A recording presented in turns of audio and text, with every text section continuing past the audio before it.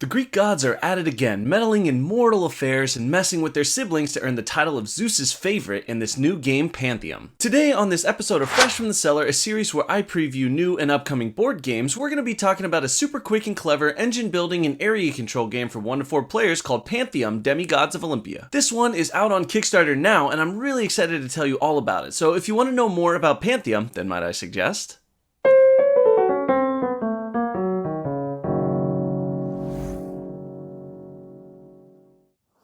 Hi, I'm Alex from Might I Suggest a Game, a channel devoted to helping you find your perfect board game. And on today's episode of Fresh from the Cellar, we're going to be getting mythical with it and talking all about Pantheum. Pantheum, Demigods of Olympia, is a lightweight engine building game about Greek gods vying for control of the mortal world for 1 to 4 players from Archwood Games, who help sponsor this video. Once you made it through the video and you know everything there is to know about Pantheum, you can go check out their Kickstarter campaign, which you can find at the link in the description below. And while you're there, don't forget to hit subscribe and that little bell button so you can get notified when I post new content. Anyways, in today's video, I'm going to give you a brief overview of how to play so that you can get the general gist of the game. I'm going to talk about some of the things I liked and maybe some of the things I didn't like about the game. And then I'm going to talk about the types of people that I think would really like this game. My whole goal with all of this is that when you get to the end of this video, you should have a great idea of whether or not you want to get this game. So anyways, let's get into it. Will Pantheum be the perfect game for you? Let's find out, shall we? In Pantheum, you'll play as Greek gods in the aftermath of the war against the Titans, working to mold and shape the mortal world into landscapes of your own divine design. All you have to do is spread elements of the same color on the board spaces that match your own divine plan card so that you can eventually lock it in and score some points. But here's the twist. You're not the only god who has a unique plan, and while some of your squares might match the divine plans of other gods, most of them won't. So it's bound to be a back and forth struggle as you shift and move elements around the board, which feels very thematic. On your turn, you'll gather elements from the element die, and then you'll use them to activate one of your 3 action columns. Green will help you spread your elements to adjacent spaces, red will help you shift elements around to fit your agenda and mess with other players, of course, and blue will help you lock in tiles once they're full to gain favor tokens and hasten the endgame. Your goal is to have these locked-in landscapes match your divine plan, but you can still get some points at the end even if it doesn't by being the player that locks it in and leaves a favor token there. These 3 actions are all really straightforward and easy to understand, but they're also not very powerful at the beginning, so if you want to really start feeling like a god, you'll need to take the optional final step of the turn and recruit some demigods too. Each demigod has unique powers associated with different action columns, and when you recruit them, they'll tuck right underneath the specified section on your player board, with colorless ones being placed in whichever column you see fit. These demigods will upgrade your engine because as soon as they arrive, you'll be able to activate them the next time you take that action, and their abilities stack, so the more demigod powers you have in a single column, the more actions you'll be potentially able to take on your turn. The game will go on as you clash with your other godly siblings until all of the allotted favor tokens have been used, at which point the game ends at the end of that player's turn and you'll count up your scores. You'll score points for the strongest demigod in each action column, as well as any extra scoring bonuses that your acquired demigods might have, and you'll score points for any favor tokens you place on the board too. But the real big ticket item is your divine plan. God's plan. For every locked tile that matches with your divine plan, you'll score the victory points as noted on that tile, which means that if you were the one that locked it in with the favor token too, you'll basically get double the points for a single tile, which can make a pretty big difference. If you were able to think 10 steps ahead and manipulate the board to your advantage with the use of the perfect combo of demigods, then you'll score the most points and win the pride of Zeus and the jealousy of all the other Olympians. Oh, and I guess you win the game too. Anyways, that's pretty much all you need to know about the gameplay, so let's jump into my initial thoughts on Pantheum.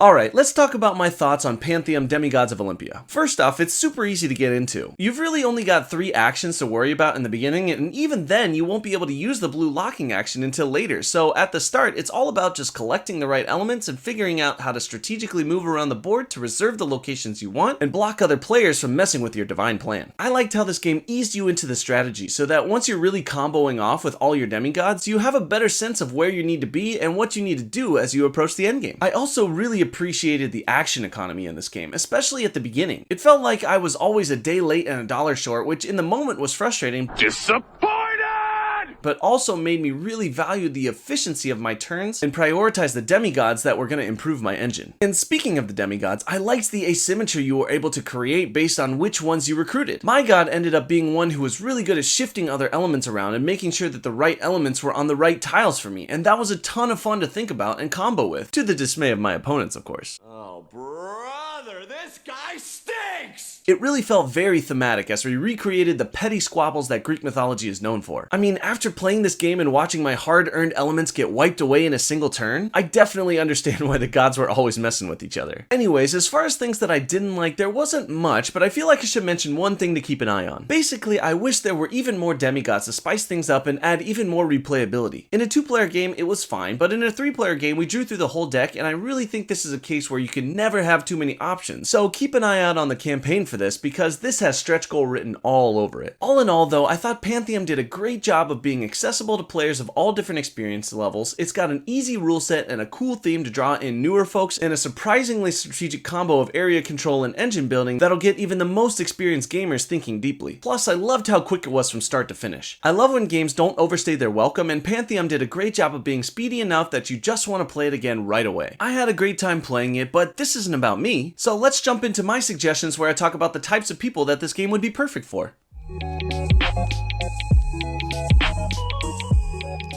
This is who I think Pantheum would be perfect for. Number 1, if you've had this argument with your game group before about who's the best at planning ahead, and you really want to claim your rightful title all while interfering with their plans at the same time, then you should check this one out. Number 2, if you're a big fan of Greek mythology and you've always wondered what it would be like to be a jealous immortal being with nothing to do all day except for mess with your siblings, So is this an audience or a mosaic? then you should definitely check this one out. And lastly, if you're just looking for a clever engine building game that's quick to learn, easy to play, but that hides a surprising amount of strategy as you enlist legendary demigods and put together killer combos to give yourself the edge over your fellow immortals, then might I suggest Pantheum Demigods of Olympia from Archwood Games.